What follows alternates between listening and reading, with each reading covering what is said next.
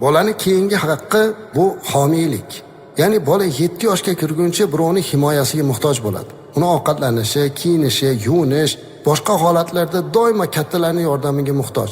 Bu ishlarni uning ota-onasi, ular bo'lmasa yaqin qarindoshlari amalga oshirishlari vojib bo'ladi. Demak, albatta homiyligimizni bolamizga o'sha to 7 yoshga kirguncha uni himoyamizga olib, uni ovqatlanishidan tortib kiyinishi, yuvinishi, hamma narsasiga qarab borishimiz kerak. Va albatta mana shu yerda tarbiyani chiroyli qilib yoshligidan pokizalikka o'rgatish, ovqat yeyish madaniyatini o'rgatish, suv ichish madaniyatini, hamma narsani o'rgatib borishligimiz bizning vazifamiz.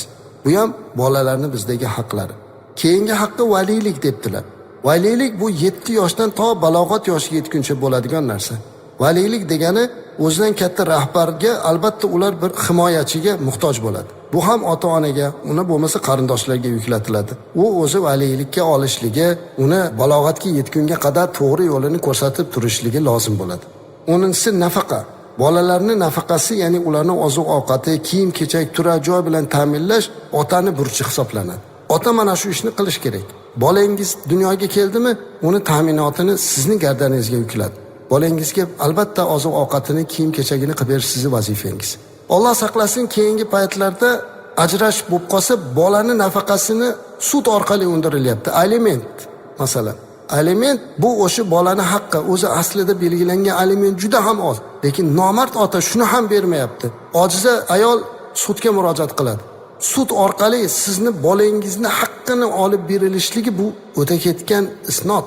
Aslida ajrashib ketgan taqdirda ham Alloh bunaqa yomonliklardan saqlasin. Taqdir mabodo shunaqa bo'lib qolsa, ota bolasini balog'atga yetguncha ta'minoti gardaniga oladi. Qiz bola bo'lsa to uzatib qo'yguncha. Uni uylayotganingizda ham qizingizni otasi sifatida turasiz.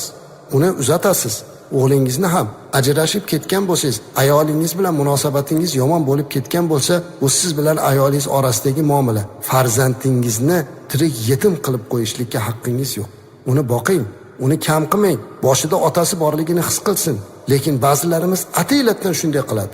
Arzimagan pulni eng oyligi oz bo'lgan ishga kirib olib, bolasiga berayotgan alimentini da'vo qilib yuradi. O'zi biladiki, mana shu berayotgan puliga bolaga hech narsa bo'lmaydi.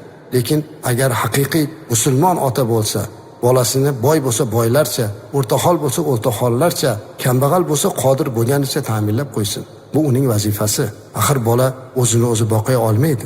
To oyoqqa turmaguncha bu bizning burchimiz. Bolaga mehribonlik ko'rsatish ham ota-onaning vazifasi, bolani bizlardagi haqlar ekan azizlar. Abu Hurayra radhiyallohu anhudan rivoyat qilinadiki, payg'ambarimiz alayhisolatu vassalam o'z huzurlarida Aqra ibn Hobis Tamimi o'tirganda Hasan ibn Alini o'pdilar. Shunda u zot, mening 10 ta bolam bor, ulardan birortasini o'pganim yo'q dedi. Payg'ambarimiz alayhisolatu vassalam unga qarab, rahim qilmaganga rahim qilinmas dedilar. Shuning uchun mehr ko'rsatishligimiz kerak. Bolalarimizni yaxshi ko'rishimiz, ularni ham erkalab suyishimiz, ularga rahimli bo'lishligimiz bizning ota-onalarning vazifasi. Va albatta shu o'rinda yana bir narsaga e'tibor berishimiz kerak. Bolalarni bizdagi haqlardan yana bittasi farzandlar orasida adolat qilish, ya'ni ularni ajratmaslik. Birini yaxshi ko'rib, ikkinchisiga uncha e'tibor qilmaslik emas. Hammasini barobar ko'rishimiz kerak. Albatta azizlar, ota-ona hech qachon bolasini ajratmaydi. Hammasiga bir xil muhabbat qiladi. Lekin ba'zan shu holat ham bo'lib qolishi mumkin. Shuning uchun hammalarga adolat bilan, ayniqsa qizni ajratmaslik kerak. Aksincha, payg'ambarimiz alayhisolatu vasallam qizni juda ulug'ladilar. Bizning fuqaholarimiz kitoblarimizda yozadiki, ota safarga ketib sovg'a salom olib kelsa, birinchi bo'lib qiziga bersin, undan keyin o'g'illariga bersin deydi. Qarang, chunki qiz bola nozik bo'ladi, erka bo'ladi. Ana shuni e'tiboridan qizdan boshlasin deydi. Ammo qizni kamsitib bo'lmaydi.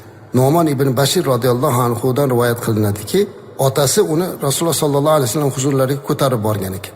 Kelib aytgan ekanki, ey Allohning rasuli, sizni guvoh qilib aytamanki, men Nu'monga mana buni meros qilib berdim dedi. Shunda payg'ambarimiz alayhisolatu vasallam unga qarab, hamma bolalaringga ham shunday berdingmi dedilar. Shunda u yo'q dedi. Payg'ambarimiz alayhisolam unga qarab, mendan boshqani guvoh qil dedilar. Va so'ngra ularni barchasi senga birdek yaxshilik qilishi seni xursand qiladimi dedilar. Ya'ni bolalaring hammasi senga bir xil yaxshilik qilishi seni xursand qiladimi dedilar. Ha deydilar. Unday bo'lsa yo'q dedilar. Ya'ni mendan boshqasini guvoh qil dedi. Allohga taqvo qilinglar. Farzandlaringizni orasida adolatli bo'linglar dedilar payg'ambarimiz alayhisolatu vasallam. Farzandlarni orasini ajratib bo'lmaydi azizlar. To'g'ri, ba'zi farzandlarimiz ziyrakroq bo'ladi, aqlliroq bo'ladi, ba'zilari kuchliroq bo'ladi, ba'zilari bir oz yuvoshroq bo'ladi, ba'zilari bir oz yalqovroq bo'lar, ba'zilari boshqacha bo'lar, lekin hammasi ham xuddi barmog'imiz kabi biri-biridan bizga kerak. Biri-biridan bizga lazzatli. Aslo biridan birini ajratmasligimiz kerak. Bizdagi ularning haqqi. Agar ajratsa, unda bolani haqqiga xiyonat qilgan bo'lar ekan.